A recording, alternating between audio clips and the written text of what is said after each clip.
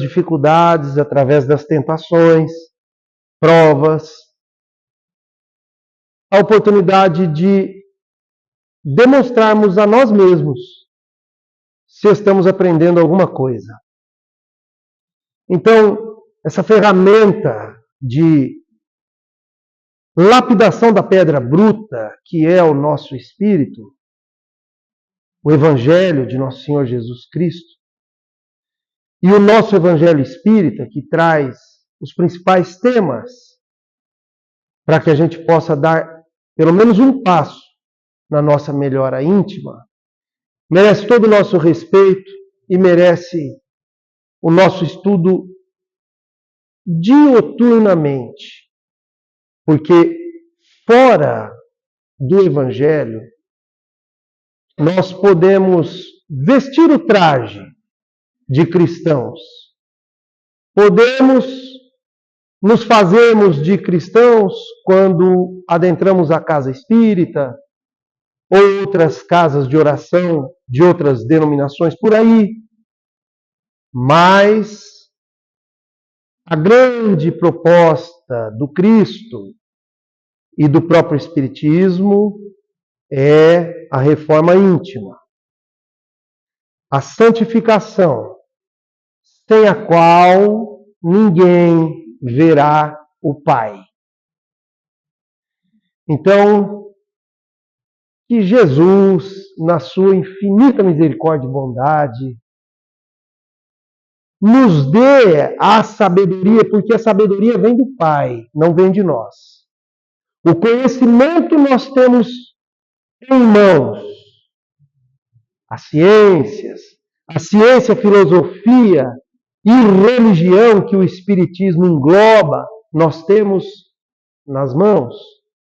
Mas a sabedoria vem do Pai, para quem humildemente a pede, com sinceridade de coração. E é o que nós precisamos. Ter a humildade de reconhecer nossas limitações, a influência do homem velho ainda, que fala alto através dos nossos instintos, ameaçadores da nossa própria felicidade. E precisamos, com humildade, pedir a sabedoria do Pai na interpretação desse escrino de luz que é o Evangelho, e precisamos também pedir que tenhamos a coragem para mudar o que precisa ser mudado em nossas vidas, entregando verdadeiramente cada minuto da nossa vida, de cada dia, para que esse Espírito Santo, Espírito Consolador de Jesus Cristo, atue em nós, afastando as más tendências, as más influências externas, que são a minoria, e nos ajudando a realmente promovemos em nós, com o auxílio do Pai, a melhoria que nós precisamos, a nossa santificação, a nossa reforma íntima. E hoje, o nosso Evangelho, no capítulo 7, fala muito sobre humildade. Porque bem-aventurados os pobres de espírito é o título central desse capítulo, que é pequeno, porém muito profundo, e traz um grande desafio para nós, que é o aprendizado e depois a prática. Mas eu quero focar, porque o nosso Evangelho Espírita, ele sempre traz duas partes em todos os capítulos. Quem já reparou nisso? Quem já reparou? Pode falar comigo, no mordo. O nosso Evangelho sempre traz a parte teórica, que é princípio do próprio Cristo, ensinamento puro, E depois ele traz as instruções dos Espíritos, que ajudaram na elaboração da doutrina espírita todinha. Concorda? Já viram isso? Perceberam? A parte teórica desse capítulo 7 é pequena, profunda, desafiadora, porque ela vai mexer diretamente com a maior chaga da humanidade, que é o orgulho. E aí, nas instruções dos Espíritos, e aqui nós temos as colocações o primeiro deles, e é grande a lição, tem do Adolfo, bispo de Argel, e antes tem a do nosso querido Lacordaire. Então, nós vamos comentar a parte teórica, bem-aventurados os pobres de espírito, e depois a gente vai esmiuçar bem as colocações desses dois espíritos. E aí você vai ver que o puxão de orelha que o pessoal sempre atribui nas nossas conversas, né, seu Zé? Que a nossa palestra, que não é nem palestra, é apenas um compartilhar daquilo que a gente estuda. Eu não me considero palestrante. Palestrante para mim é Divaldo e daí para cima. Mas o pessoal sempre fala assim, nossa, as suas palestras são duras, são firmes. Em primeiro lugar, o Evangelho é firme. Na palavra do Cristo não existe meio termo. Isso é coisa de ser humano, encarnado na Terra, imperfeito. Tanto é que ele mesmo falou assim, ó, seja o seu dizer sim, sim, e não, não. O que passar disso provém do maligno. Tá? O próprio Cristo falou isso. Então o Evangelho não tem meio termo, companheiro. Se você é cristão, você tem que ser cristão. Se você quer ser mundanista, você que fique no mundo. Larga a mão de seguir religião, ciência e filosofia, doutrina espírita, ou qualquer outra doutrina que seja. Por quê? Porque não tem meio termo. Ou faz agora, nessa reencarnação, a sua reforma, ou, meu amigo, você vai desencarnar em decepção. Porque você vai chegar lá e vai ver que teu progresso foi muito pequeno diante de tanta oportunidade que Deus te deu. Tá? Não tem que enganar ninguém. A palavra, ela tem que ser... Nós somos o sal da terra. E se o sal não for bom, se tornar insípido, a comida não vai prestar. E também, se você salgar demais, a comida também não presta. Então, a palavra boa é a que edifica. E para edificar, não tem mimimi. A turma do mimimi aí, atualmente, está aí, né? Só quero dizer o seguinte, não tem. Com Cristo é sim, sim, não, não. Ou pode ou não pode. Ou agrada ou não agrada ao Pai. E nós estamos aqui para servir. Estamos aqui para aprender e servir. Esse é o escopo da nossa vida. Aprender e servir. Servir ensinando, servir sendo tolerante, servir sendo caridoso em todas as formas da caridade, que a caridade admite e exige, não só a caridade material, mas a caridade moral, que é a tolerância, é o convívio, é o perdão, é a compreensão daquele que ainda não caminha ao nosso lado, mas nós temos a obrigação de dar a mão e puxar, tá? Então a nossa vida, o escopo da nossa vida é aprender e servir. O resto vai ficar aqui. Beleza? No primeiro tópico, o que é preciso entender por pobre de espírito? Há uma inversão. Porque o pobre de espírito por Cristo, que ele fala nessa lição, é o simples e o humilde. O simples de coração e o humilde. Simples de coração, porque ele aceita os ensinamentos do Pai. Aceita na simplicidade dele todos os ensinamentos que o Cristo trouxe. E humilde, porque reconhece a própria situação e vai tentar se melhorar. Pobre de espírito, para os afortunados do mundo, ao contrário, são as pessoas que devem mesmo acreditar na religião, porque elas não têm nada de melhor para colher do mundo, porque elas são pobres. Essa é a visão do mundo. Mas para o Cristo não. E aí ele fala que esses que são tão orgulhosos, prepotentes, que não aceitam aquilo que eles não podem se colocar acima ou controlar, a hora deles vai chegar. Por quê? Alguém fica para semente? Não fica. Quando morrer, o que vai acontecer com eles? O mesmo que vai acontecer conosco. Vamos ser obrigados a retornar para a pátria espiritual. Só que o Cristo, ele vai ver com olhos diferentes aquele que foi simples de coração, humilde nas suas posturas, daquele que sempre foi orgulhoso e que nunca prestou atenção na verdadeira vida, na vida espiritual, nos ensinamentos do Pai. Então, não serão recebidos da mesma forma. Palavras do próprio Cristo. Então, para o ser humano, é muito melhor ser considerado um pobre de espírito segundo Cristo. E até segundo os orgulhosos e poderosos do mundo.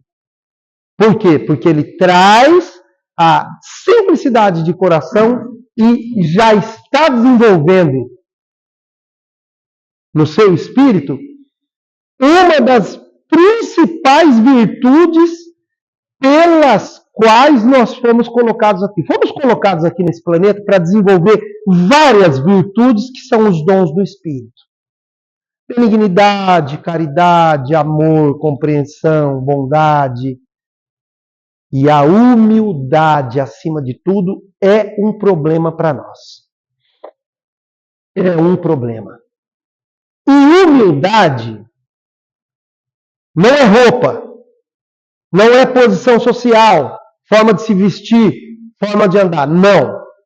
Humildade é atributo do Espírito. E como que você conhece a pessoa que realmente é humilde? Pelas suas reações diante dos fatos da vida. Quer ver um exemplo? Para ficar mais fácil? A pessoa que facilmente explode e agride diante de qualquer ofensa ou de qualquer problema que se apresenta no dia a dia, é uma pessoa que precisa desenvolver muita humildade. Porque o que fala alto e causa esse tipo de reação em nós lá fora é o nosso orgulho. Não é outra coisa se não for o orgulho. Então, a grande proposta do Cristo para nós, na nossa reforma íntima, na nossa melhoria, na nossa santificação, de todas as virtudes, a mais difícil da gente desenvolver é a humildade. Com certeza. Mas sabendo disso, à luz da doutrina espírita e do nosso evangelho, nós já temos uma arma na mão, que é o conhecimento. Então, num sistema de freios e contrapesos que o ser humano deve impor a ele mesmo, a atenção dele deve ser redobrada no quesito humildade, simplicidade de coração. Nós vamos conseguir isso sozinho? Nós precisamos, inclusive, ter humildade para pedir ajuda ao Pai. Porque Paulo, em uma de suas cartas lá atrás, já descreveu A nossa luta não é contra o sangue e contra a carne, mas contra as potestades e principados da espiritualidade que não querem a nossa evolução. Então, essa batalha, ela é espiritual mesmo. E nós precisamos de ajuda. Oração e vigilância. E na oração, pedir ao Pai, Pai, eu reconheço que eu ainda sou muito orgulhoso, explosivo, nervoso, agitado, não paro, onde o pessoal quer me filmar, não consegue, eu preciso melhorar. É reconhecer. Porque orar, nós precisamos ver e desenvolver um relacionamento íntimo com o Pai, como se ele fosse o que ele já é há muito tempo. É que nós demoramos para perceber. O melhor amigo que nós temos é Jesus Cristo. É Deus. Deus é nosso Pai. É nosso Pai. O que a gente pedir, e principalmente que não seja material, porque Ele dá o material também. Ele sabe as nossas necessidades nesse mundo materializado. Mas o que a gente pedir sinceramente de coração, no intuito de melhorar nosso espírito, eu duvido que Ele negue. Eu duvido que Ele negue. Porque o que Ele quer, se não a ascensão de nós como filhos, é tudo que eles querem. É tudo que a espiritualidade luta para que a gente consiga. Então nós precisamos pedir em conversa franca e amigável. Isso é oração. Oração é colocar de coração aquilo que a gente pensa e precisa para Deus, para nosso Senhor Jesus Cristo. Pela intercessão da espiritualidade que está mais próxima, porque Deus age na vida da criatura sempre através de outra criatura. Não tem outra forma. E essa espiritualidade que nos acompanha, os mentores da casa, eles é que levam as nossas petições ao Pai. Mas não precisa ser nada formal. Basta a gente conversar sinceramente. E quando a gente reconhece nossos defeitos, nossas defecções, nossos tropeços, a gente tem que esclarecer isso com o Pai em conversa franca. Não tem outra forma. Não tem. E não é difícil. Quem complica é o ser humano. Jesus era um cara mais simples do mundo, puro. E é assim que nós vamos ter que ser um dia. Se a gente quiser encontrar a felicidade. Porque a felicidade está na simplicidade de tudo. De tudo. Então, pobre de espírito é ser humilde. Simples de coração.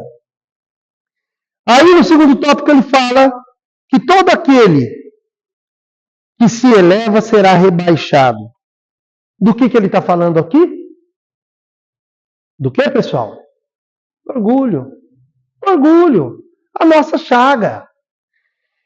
Todo aquele que se humilhar e se tornar pequeno como essa criança, será o maior no reino dos céus. E todo aquele que recebe em meu nome uma criança, tal como acabo de dizer, é a mim que recebe. Porque nesse tópico ele cita duas parábolas. A parábola dos filhos de Zebedeu, e tem um detalhe legal nessa parábola, e a parábola do festim, aonde as pessoas chegam e vão ocupando sempre o primeiro lugar, igual eu fiz, eu cheguei e já sentei ali, ó. Jesus alerta e fala assim, ó, quando você chegar e for convidado para um casamento, para uma bodas, senta lá no último lugar.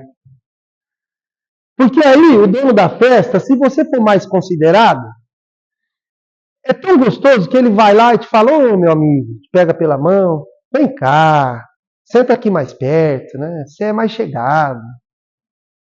Do que aconteceu o contrário. Você vai lá, ocupa o primeiro lugar, aí o cara fala, ó, você dá um lugar lá pro pessoal que ele já estava reservado. Então, você vê que Jesus, através de parábola, que são colocações da vida corriqueira, mas transformando num ensinamento da sua própria doutrina, Isso aqui é parábola? O Cristo ensina a postura natural de quem é humilde. E por isso que eu falo, quem é humilde, humildade é do espírito. Nós precisamos desenvolver. Mas não é postura material, nada. É do espírito. Porque o cara que é humilde, ele já chega, ele já fica lá no cantinho, ele não quer nem ser visto. Isso é humildade. Entendeu? E nós precisamos desenvolver isso. A parábola dos filhos de Zebedeu é interessante, porque Jesus estava reunido com os discípulos, aí a mulher levantou a mão, porque naquele tempo, vou fazer uma brincadeira aqui, acho que eu vou apanhar da mulherada. O pessoal era feliz, a mulherada não podia falar, eu tive que pedir licença. Estou brincando. Mas era, tá? Era isso mesmo. A participação da mulherada era terrivelmente inferior. Infelizmente, mas nisso o mundo evoluiu bastante, graças a Deus. Aí a mulher levantou a mão, Jesus fez um meneio com a cabeça, permitindo que ela falasse. Ela falou assim: mestre, permita que no reino dos céus meus filhos ocupem um lugar, um à tua direita e o outro à tua esquerda. Aqui é o meme lá no WhatsApp, tem aquela mãozinha assim, né? Olha o que ela foi pedir. O mestre falou assim para ela: ô querida, olhou para os dois irmãos e falou assim: vocês por acaso podem suportar o que eu vou suportar? Beber do cálice que eu vou beber? Eles responderam: podemos.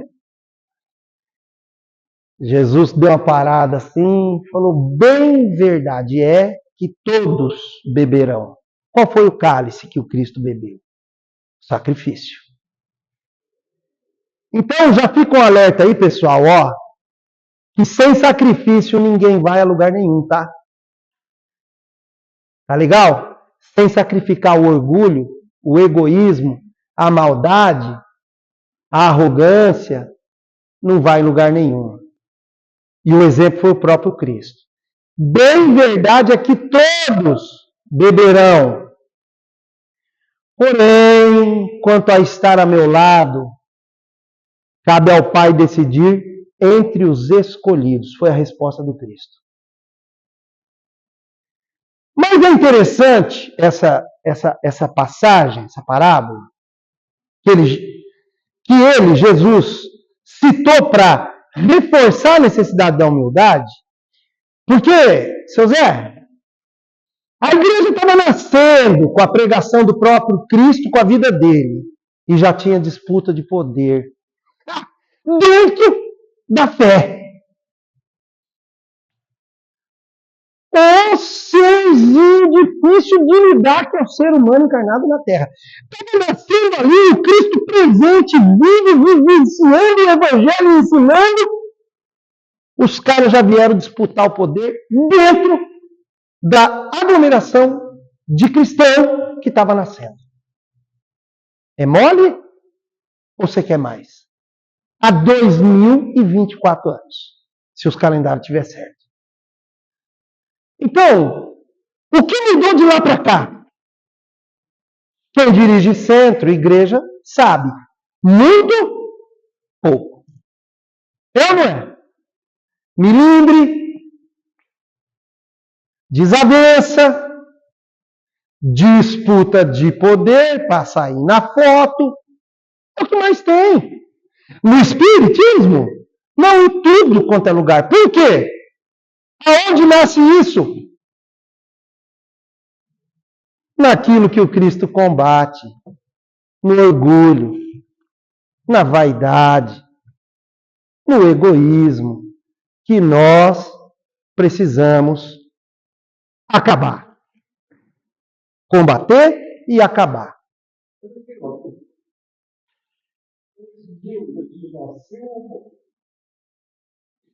Eu acho que ele é eterno.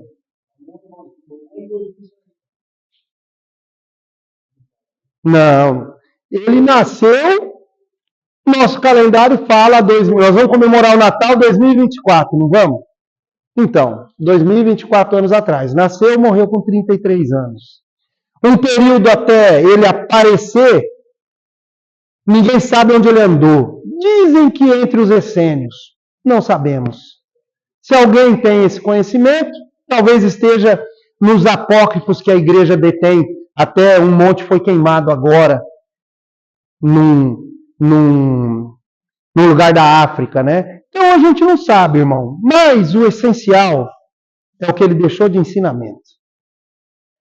E, como disse uma senhora uma vez, quando a gente foi bater um papo, ela falou assim, a gente chegou, né, para começar, igual hoje, uma conversa sobre o Evangelho, e a senhorinha nos abordou na entrada e falou assim, você vai trazer uma novidade para nós hoje? Eu dei risada, porque eu falei, minha irmã, a novidade é o Evangelho, boa nova, né? Evangelho, boa nova. E a gente não consegue praticar nem 2%. Então, assim, dessa novidade a gente tem que debater muito, porque a gente ainda não aprendeu nada. Né? Então, assim, não tem novidade. Novidade é tentar fazer o que o Cristo ensina mesmo. Mas, voltando lá, no terceiro tópico ele agradece dos mistérios, numa oração que ele faz sincera ao Pai, ele fala assim, eu vos rendo glória, meu Pai, Senhor do céu e da terra, por haverdes ocultado essas coisas aos sábios e aos prudentes, e por as haver revelado aos simples e aos pequenos. Mais uma vez, Jesus, em oração, ele agradece a Deus, porque os ensinamentos eram assimilados pelos simples de coração, pelos humildes. E os mistérios dos ensinamentos dele, as revelações, os milagres que ele fazia, não eram enxergados e muito menos aceitos pelas classes poderosas e dominantes.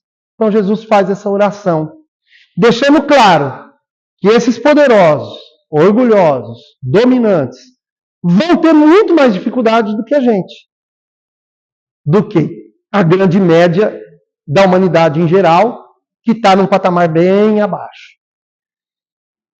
E ele reforça mais uma vez, sua vez virá, mas é preciso primeiro que eles sintam as angústias das trevas e reconheçam Deus, e não o acaso, que não existe, na mão que atinge seu orgulho. Então ele fala que aos orgulhosos, renitentes no mal, endurecidos de coração, os poderosos, que não querem enxergar a vida espiritual que se desenvolve através da vida material, vai chegar a hora. Por quê? Estudam o livro dos Espíritos aqui, não estudam? Lei do progresso. É uma lei divina. Quem escapa dela? Ninguém. Então também serve de alerta para a gente ter paciência com aqueles que não acompanham a nossa forma de pensar. Precisamos ter paciência, porque a hora deles vai chegar. Agora, quanto mais amor e mais pregação do Evangelho da nossa parte, com a nossa vida, com o nosso exemplo, mais você vai arrastar pessoas que passam a te admirar. E vão falar, puxa vida, ó, vai ali um cara que realmente vive o que prega. Isso é uma grande vitória num mundo louco que nem a gente está vivendo hoje. E aí, meus irmãos, a gente chega na instrução dos Espíritos. É lógico que eu não vou ler na íntegra, porque esse primeiro Lacordaire aqui dá 2,5 páginas. Mas eu sublinhei alguma coisa aqui, para você ver que realmente não tem mimimi. Ah, e quando foi feito a nossa... Quando veio à luz a nossa doutrina espírita mesmo? 1856? Então, né, nós estamos em 2024? Pois é. O que a gente fala e que o pessoal às vezes considera que é meio duro e firme, Você vai ver o que esse Lacordaire falou aqui, naquela época. Ele fala assim, ó. Primeiro ele faz uma oração, né? Ele agradece, ele fala assim, ó. Que a paz do Senhor seja convosco, meus caros amigos. Isso foi uma comunicação dele, numa reunião espírita, onde estava nascendo a própria doutrina espírita. Lá com Kardec e sua equipe, tá? Beleza? Que a paz do Senhor seja convosco, meus caros amigos. Venho até vós para vos encorajar a seguir o bom caminho. Aos pobres espíritos que antigamente habitavam a terra, Deus dá a missão de vir vos esclarecer. Bendito seja pela graça que nos concede em poder ajudar o vosso adiantamento. Que o Espírito Santo me ilumine e me ajude a tornar a minha palavra compreensível e que me conceda por alcance de todos. Todos vós encarnados que estáis na dificuldade, procurais a luz, que a vontade de Deus me ajude para fazê-la brilhar aos vossos olhos. Eu não falei que a gente precisa pedir sabedoria? Olha ele pedindo ajuda de Deus para que a sabedoria e o que viesse de informação da parte dele conseguisse atingir nosso coração. O que você acha? Nós precisamos de ajuda mesmo para receber as luzes que chegam até nós. Para nos mantermos nessa sintonia lá fora o dia todo e todos os dias. Porque ali fora a batalha é dura. Aí ele já dá uma pancada lá embaixo. Ele fala assim, ó, o orgulho é o terrível adversário da humanidade.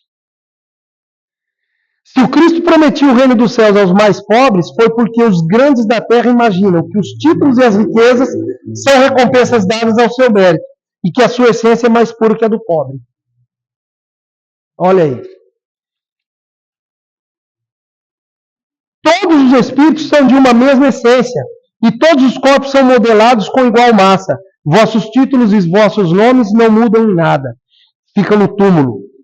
E não são eles que dão a felicidade prometida aos eleitos. A caridade e a humildade são seus títulos de nobreza.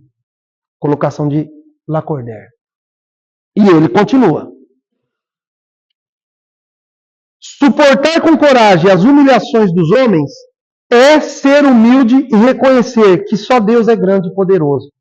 O que eu falei da postura do verdadeiro humilde? É aquele que não se ofende, é aquele que não se irrita, é aquele que não se abala com as posturas erradas dos seres humanos lá fora. Por quê? Porque ele está seguro da destinação dele como Espírito Eterno e ele sabe que só Deus é Pai, é poderoso e é tudo. E que ele está aqui caminhando e que um dia ele não vai precisar nem voltar aqui. Esse é o humilde.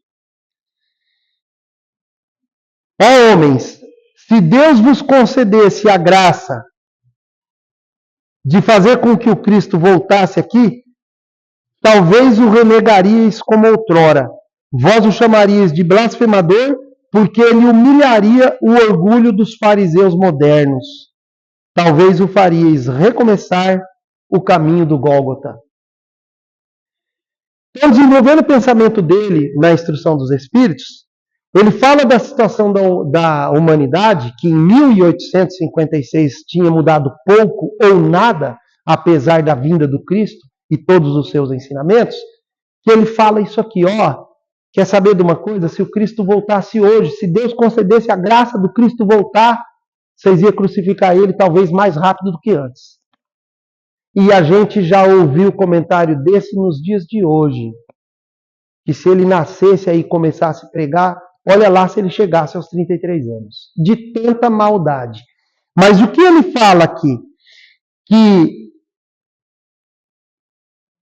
tudo que nós estamos colhendo de desequilíbrio comportamental na humanidade, desequilíbrio nas relações, a taça da iniquidade transbordando como está nesse mundo atual, é colheita do que foi semeado por nós mesmos. Pela falta de aprendizado e de colocação em prática do próprio Evangelho do Cristo no mundo. Substituição dos valores morais e espirituais por valores efêmeros. Esquecendo que ser humano Vale o que ele é e o que ele traz no caráter e não o que ele tem. Porque o que ele tem vai ficar. Agora, o que ele construir e edificar no espírito é para sempre. Ganhos que nem a traça, nem ladrão roubam, corrói, nada destrói. Conhecimento, desenvolvimento das virtudes morais. Única tarefa que nós deveríamos concentrar os nossos maiores esforços.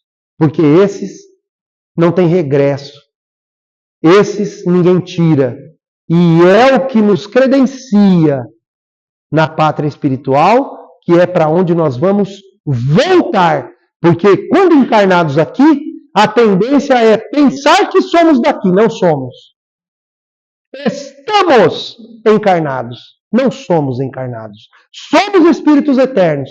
Se você não tem essa convicção, está perdendo seu tempo. A convicção de que somos espíritos eternos nos leva a avaliarmos da maneira correta o que é da matéria e o que é do espírito. E esse é o segredo para a felicidade possível de ser alcançada no mundo de hoje mesmo. Por quê? Pela tranquilidade que ela traz. Essa conceituação traz paz. Paz, apesar do mundo que nós estamos vivendo, onde a taça da iniquidade transbordou, segundo Lacordaire. Transbordou mesmo, porque os valores foram todos invertidos e continuam sendo mais invertidos ainda. Mas aquele que tem a simplicidade de coração e a humildade, e que busca Deus com sinceridade, e valoriza a própria vida de espírito eterno que é, vislumbrando para onde vai retornar e edificando no espírito, esse já encontrou a paz. E nada, nenhuma prova, nenhuma dificuldade, nenhuma ofensa tira ele do seu centro de concentração, sabendo o que ele quer como objetivo maior de sua própria vida. E isso é o que a doutrina espírita provoca no espírita cristão que estuda verdadeiramente e se aprofunda e tenta colocar em prática. Sozinho consegue? Não. Mas com muita oração e vigilância, a gente vai vencendo cada etapa. Despertai, meus irmãos, meus amigos, que a voz dos Espíritos atinja os vossos corações. Sede generosos e caridosos sem ostentação. Quer dizer, fazei o bem com humildade. Que cada um destrua pouco a pouco os altares erguidos ao orgulho. Numa palavra, sede verdadeiros cristãos e tereis o reino da verdade. Não duvideis mais da bondade de Deus quando dela vos dá tantas provas.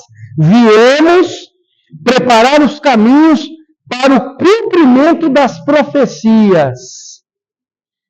Quando o Senhor vos der uma manifestação mais radiosa da sua clemência, que o enviado celeste não encontre mais em vós, senão uma grande família. Que vossos corações brandos e humildes sejam dignos de ouvirem a palavra divina que ele virá vos trazer. Que o eleito não encontre sobre o seu caminho, senão as palmas depositadas pelo vosso retorno ao bem, à caridade, à fraternidade. E então o vosso mundo se tornará um paraíso terrestre. Mas, se permanecerdes insensíveis à voz dos Espíritos enviados para depurar e renovar a vossa sociedade civilizada, rica em ciência e todavia tão pobre em bons sentimentos, não vos restará mais senão chorar e gemer sobre a vossa própria sorte. Mas não será assim. Retornai a Deus vosso Pai, e então nós todos que houvermos servido ao cumprimento de sua vontade, entoaremos o cântico de ação de graças para agradecer ao Senhor por sua inesgotável bondade e para glorificá-lo em todos os séculos dos séculos. Que assim seja. E que assim seja. Que a gente desperte do sono letárgico que não nos deixa enxergar a nossa destinação como espíritos eternos. E muitas vezes não enxergamos o esquilho de luz que é a doutrina espírita e a casa espírita que nos recebe e que nos dá tanta oportunidade de aprendizado, de aprimoramento e de aproximação com essa espiritualidade que zela por nós há milênios.